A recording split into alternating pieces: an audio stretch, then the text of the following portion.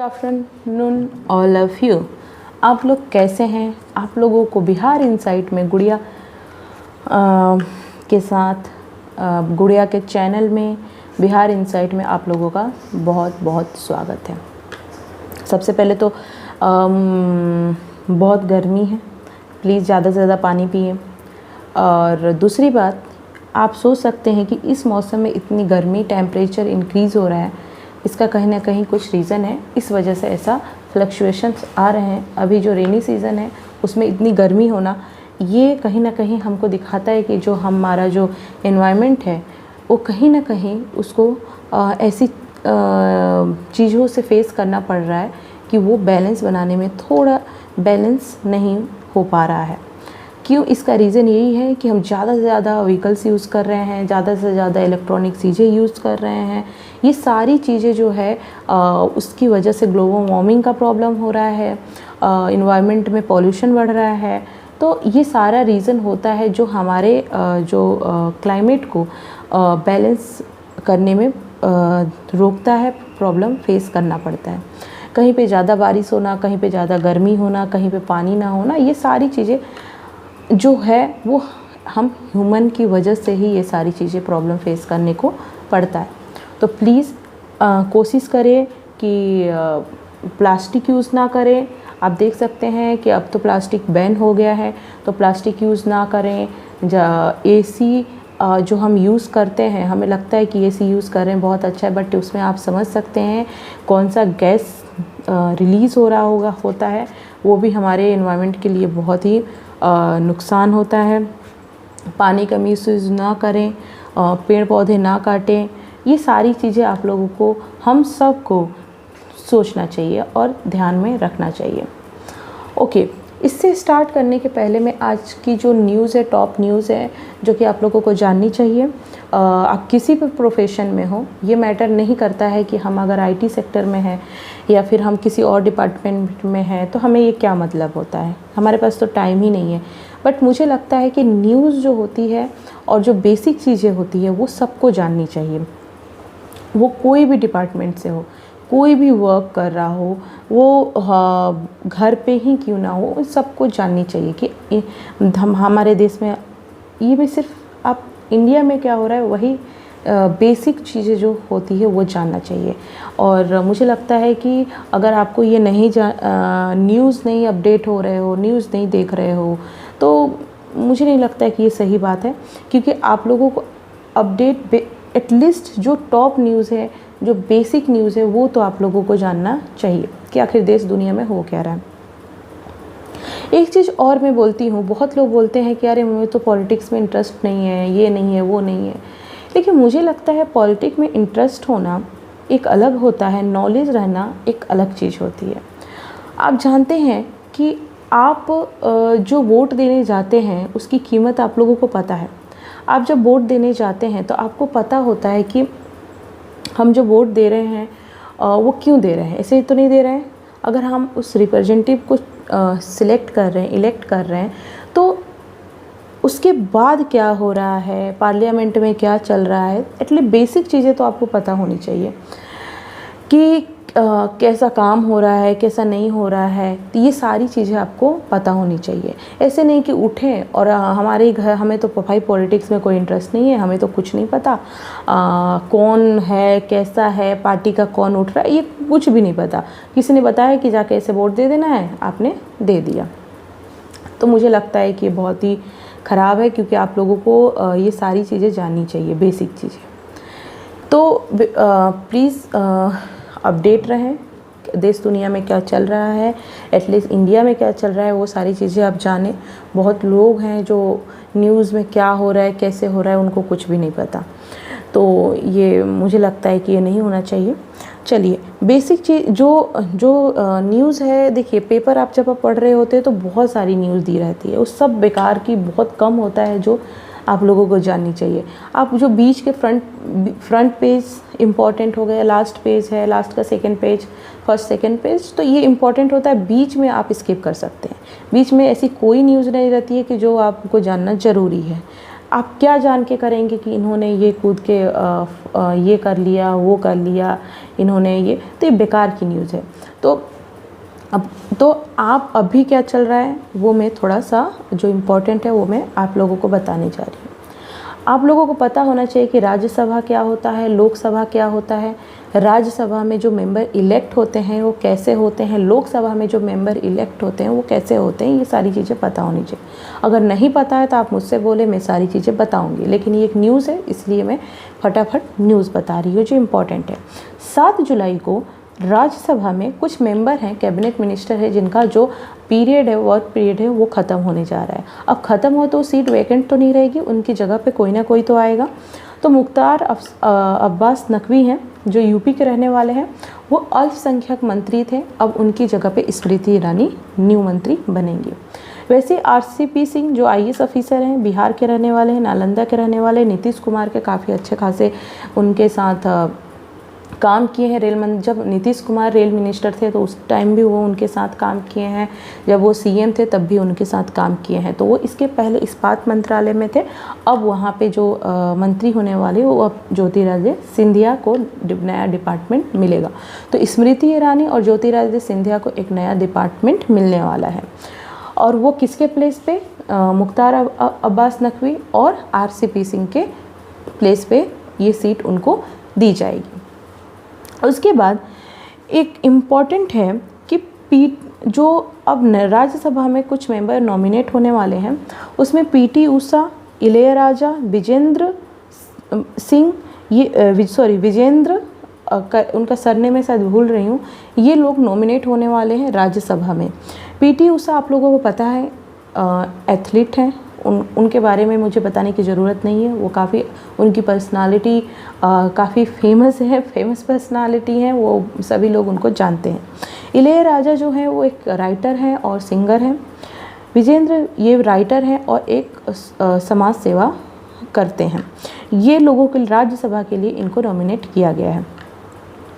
उसके अलावा एक इम्पॉर्टेंट चीज़ मैं बता दूँ, आप लोग देखते होंगे कि ये मुझे बहुत अजीब लगता है कि आखिर इस चीज़ को टॉलरेट कैसे किया जाता है। जब 370 आर्टिकल 35A हट रहा था तो उस टाइम पे महबूबा मुफ्ती ने बोला था कि अगर ये हटेगा तो किसी के घर में तिरंगा झंडा नहीं रहेगा। मतलब कोई तिरंगा झंडा, कहने का मतलब ये है कि आप तिरंगा झंडा या देश में अगर कुछ चेंजेस आते हैं तो आप सीधी कंट्री का जो पूरा आपको लगेगा कि हाँ ठीक है, अब ये तिरंगा झंडा हम फ़ायदे के लिए यूज़ कर रहे थे, जैसे हमारा फ़ायदा हटा और हमने देश को डिसरिस्पेक्ट करना शुरू कर दिया। मुझे लगता है कि ऐसे लीडर कैसे बनते हैं और कैसे लोग इन पे बिलीव करते हैं। अगर इससे अच्छा है कि उनकी जगह पे ऐसे लोगों को चुना जाए जो सच में देश से प्यार करते हों, उनको लग रहा है कि जो चेंजेस आ रहे हैं कुछ भी वो देश के प्यार उनके लिए ऐसा ना हो कि कुछ ऐसा हो रहा है तो हम आज प्यार कर रहे हैं देश से, कल नहीं कर रहे हैं। महबूबा मुफ्ती लोग ऐसे ही लोग हैं जिनका सिर्फ काम है दंगा फसाद करवाना और कुछ नहीं काम है। उनके लिए बस एक मकसद यही है कि उनका फ़ायदा किस में दिख रहा है, बस। वो देश का फ़ायदा छोड़िए, वो तो अपने स्टेट के लिए भी कुछ नहीं कर पाते, तो देश को क्या करेंगे। और देश को ऐसे नेताओं की ज़रूरत भी नहीं है। वैसे ही 15 अगस्त आने वाला है, 75 एनिवर्सरी बनने वाली है। उस टाइम पे भाजपा ने एक मुहिम चलाने का शुरुआत करने वाले हैं, वो है हर घर तिरंगा। मतलब हर घर में क्या होना चाहिए, तिरंगा। ये अभियान शुरू होने वाला है और बहुत ही अच्छा अभियान है। बिल्कुल हमें तिरंगा झंडा हमारे देश की शान है, उसका रिस्पेक्ट करना हमारा कर्तव्य है। कुछ भी हो जाए उसको हम झुकने नहीं देंगे। लेकिन कुछ लोग ऐसे होते हैं जिनके लिए सिर्फ तिरंगा झंडा फ़ायदे के लिए होता है। वैसे में फ़ारूक अब्दुल्ला, जिनको कश्मीर में किसी रिपोर्टर ने पूछा कि क्या आप हर घर तिरंगा अभियान से सहमत हैं और आप करेंगे ऐसा, तो उन्होंने बोला जो अभियान शुरू किया है वही करें। मतलब उनके से समझ जाइए कि वो क्या कहना चाह रहे हैं। तो प्लीज़ ऐसे लोगों से, इनके बातों से उनको लगता है कि ऐसी बात करने से कुछ फ़ायदा होगा या फिर कुछ भी होगा, ऐसे ये लोग ऐसे ही हैं जिनके लिए देश जो है वो सिर्फ काम निकला और ख़त्म। तो ऐसे लोगों, मुझे नहीं लगता कि कश्मीर में डेवलपमेंट के लिए अभी भी एक अच्छे नेता की ज़रूरत है। और ऐसे लोग जो हमेशा तोड़ने, कभी भी यूनिटी की बात ना करके हमेशा सेपरेशन की बात करना, हमेशा दंगे फसाद की बात करना, हमेशा देश की जो तिरंगा झंडा का अपमान, तो उनके लिए बहुत ही आम बात है। तो प्लीज़ मैं रिक्वेस्ट करना चाहती हूँ कि ऐसे लोग जिनके कमेंट कोई मायने नहीं रखता है, और ऐसे लोगों के कमेंट्स से डिस्टर्ब ना हो। ये लोग ऐसे ही हैं जिनका खुद का अस्तित्व नहीं है, लेकिन देश पे गलत बोलना, कुछ भी बोलना इनकी आदत है। दूसरी बात ये है कि एक और ये जो बहुत इम्पॉर्टेंट है, जो गैस सिलेंडर का दाम जो है अभी फिर से बढ़ने वाला है। जो 50 रुपीज़ जो आने वाले समय में बढ़ेगा, बिल्कुल ये है 218 रुपीज़ अभी एक साल में पूरा गैस का दाम बढ़ा है। गैस का दाम बहुत बढ़ रहा है भाई, तो क्या करें, खाना तो खाएंगे ही, उसमें तो कोई थोड़ी कमी होगी। और लेकिन हाँ, गैस का दाम बढ़ रहा है, कुछ सोचना चाहिए सरकार को, और कि कैसे बहुत ज़्यादा बढ़ने से बहुत लोग हैं जो एफ़र्ट नहीं कर पाते हैं, तो थोड़ा सा ध्यान देने की ज़रूरत है। उसके बाद मैं पहले ये सारी चीज़ें बता चुकी हूँ। मैं अग्निपथ स्कीम जब आया था तो मैंने बोला था, ये अग्निपथ स्कीम, मैंने फर्स्ट डे ही बोला था कि अग्निपथ स्कीम बेस्ट स्कीम है, बहुत ज़्यादा फ़ायदेमंद स्कीम है। उसको कुछ लोग होते हैं जिनका काम है कुछ नहीं होना तो दंगा फसाद कर लो, या फिर कुछ पार्टी ऐसी होती है जिनका कुछ होने वाला है नहीं आगे, तो उनका काम क्या है, चलो भाई लड़ाई करवा दो, ठीक है। कुछ लोग ऐसे होते हैं जो सिर्फ भीड़ चाल में ना सोचते हैं ना समझते हैं, वो अगर आगे वाला इस पे एक्शन ले रहा है, उसके अगेंस्ट में है, तो बिना सर्च किए हम भी चलो इसके अगेंस्ट में आ जाते हैं, ठीक है। तो ऐसे बहुत टाइप के लोग मिलेंगे। मुझे लगता है कि कोई भी स्कीम आए, आपका पूरा राइट है, आपने वोट दिया, आपको पूरा राइट है किसी भी चीज़ का, आप सिंगल क्यों ना, अगर आपको लग रहा है ये स्कीम गलत है या कोई भी काम ऐसे गलत है और कोई और लोगों को अच्छा लग रहा है लेकिन आपको ख़राब लग रहा है, तो बिल्कुल आप आवाज़ उठाएं, लेकिन उस चीज़ को समझें, पहले समझें, फिर उस चीज़ को सोचें कि क्या इससे फ़ायदा है, क्या इससे नुकसान है, अगर फ़ायदा है तो कैसे फ़ायदा है। नहीं कि भीड़ चाल में जो बोल रहा है कि चलो भाई गलत है तो हम भी निकल जाते हैं, नहीं। पहले किसी भी स्कीम आ रही है, कोई भी रूल आ रहा है, कोई भी चेंजेस आ रहा है, आप उसको पहले क्या करें, रिसर्च करें, पढ़ें, फिर उस पर एक्शन लें। अग्निपथ स्कीम आई थी फर्स्ट डे, सेकेंड डे लोग रोड पे आ गए थे, वो भी बहुत पता नहीं कौन लोग थे, रोड पे आ गए थे, ट्रेन रोकना, आग लगाना, मतलब कुछ भी लोग कर रहे हैं, ठीक है। तो उन लोगों का क्या फ़ायदा, कुछ हुआ नहीं हुआ, स्कीम रही, क्योंकि वो सही थी। मैंने पहले भी बोला था कि आप अपना फ़ायदा ना देखें, देश का फ़ायदा देखें। अगर आप इंडिविजुअल फ़ायदा देख रहे हैं तो इसका मतलब आप टोटली गलत हैं। इस स्कीम में इंडिविजुअल नहीं, इसमें बहुत लोगों का फ़ायदा है, इसीलिए कई हज़ार लोगों ने रजिस्ट्रेशन ऑलरेडी करवा दिया है। 1 जुलाई से रजिस्ट्रेशन चालू है। अगर आप इस एज के बीच में आ रहे हैं, वो आप लड़की हो या लड़का, अगर आपको इंटरेस्ट है तो आप चाहें रजिस्ट्रेशन करवाएं। वैसे ही कश्मीर में 255 लड़कों ने रजिस्ट्रेशन करवाया है और 70 गर्ल ने रजिस्ट्रेशन करवाया है, तो बहुत ही अच्छा है। आप चाहें और रजिस्ट्रेशन करवाएं अगर आपको है कि हमें जाना है देश की सेवा में, हमें भी अग्निवीर बनना है। उसके अलावा गुजरात के गांधीनगर में मोदी जी ने डिजिटल वीक का इनॉग्रेशन किया। आप देख रहे हैं जो डिजिटलाइजेशन जो हुआ है, सारी चीज़ें ऑनलाइन प्रोसेस हो गई है, उसका कितना फ़ायदा है। उसका सबसे बड़ा फ़ायदा तो है करप्शन। आज जो भी चीज़ आप ले रहे हैं वो ऑन रिकॉर्ड हो रहा है। जब आप पहले नहीं लेते थे तो आप देखते थे उसमें करप्शन कितना ज़्यादा, आपके पास कोई प्रूफ नहीं रहता था, जो जिसका जो मन वो कर रहा है। तो डिजिटल इंडिया जैसे ही आया, डिजिटल जो दौर चल रहा है उसका बहुत ज़्यादा फ़ायदा मिल रहा है। उसके बाद एक लास्ट और इम्पॉर्टेंट न्यूज़ जो है मैं बोलना चाहती हूँ। अगर कॉन्स्टिट्यूशन में लिखा है right to speech, right to thought, आप कुछ भी सोचने का अधिकार रख सकते हैं, राइट आपको सारी चीज़ें उसमें लिखी गई है कि आपको फ्रीडम है बोलने का, सोचने का, करने का। बिल्कुल।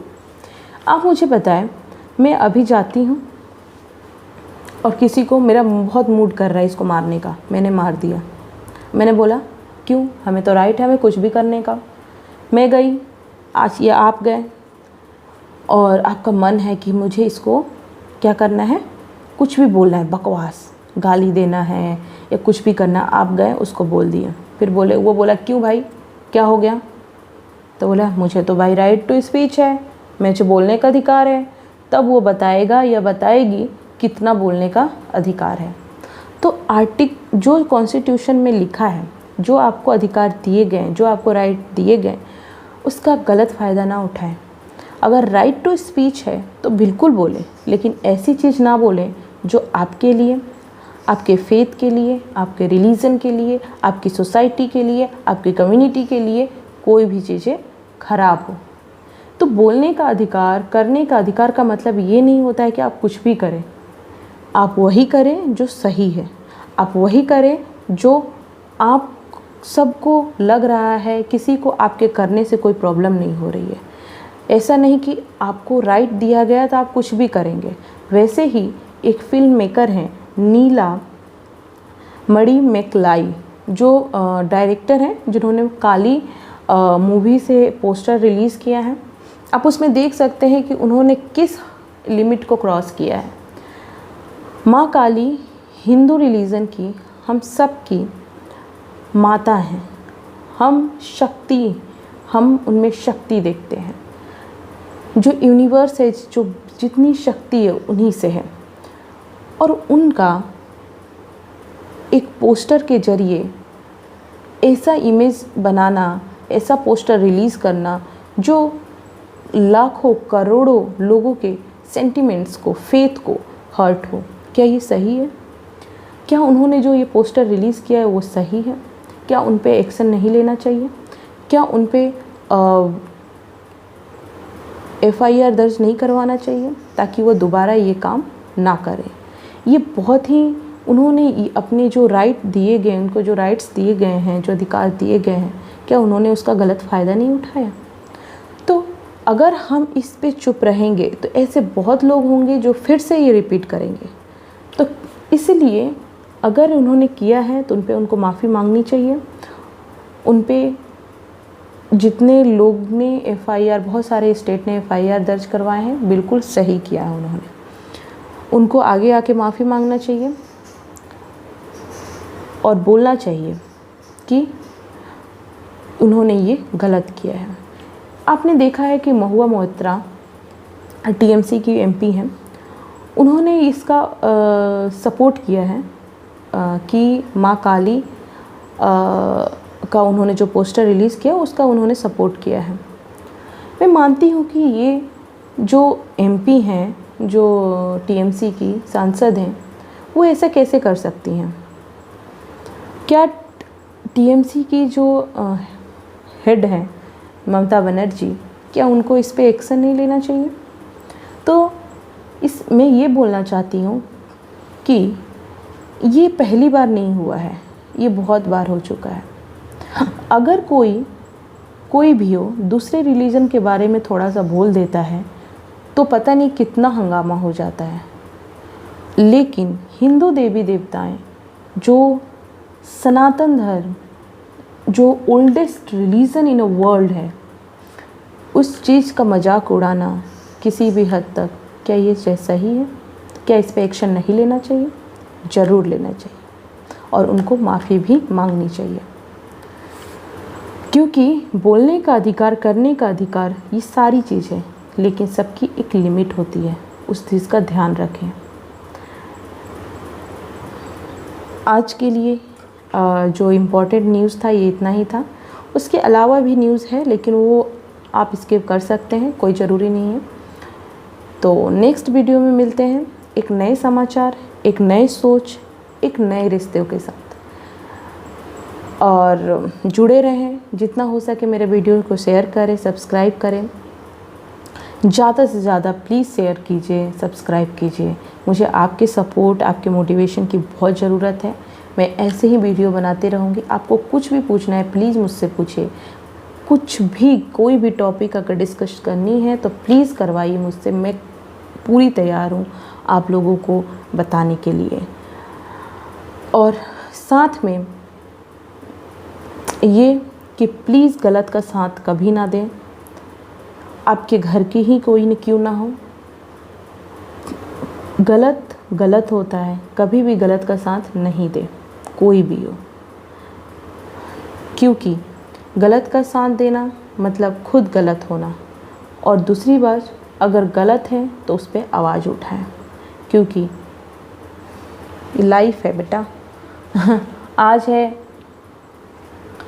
तो क्यों नहीं हम उस चीज़ का कुछ ऐसा कर डालें जिससे लगे कि हाँ, हमने भी कुछ किया है। Thank you so much. आपने देखा। ज़्यादा से ज़्यादा वीडियो शेयर करें, सब्सक्राइब करें और अपना साथ बनाए रखें। Thank you so much.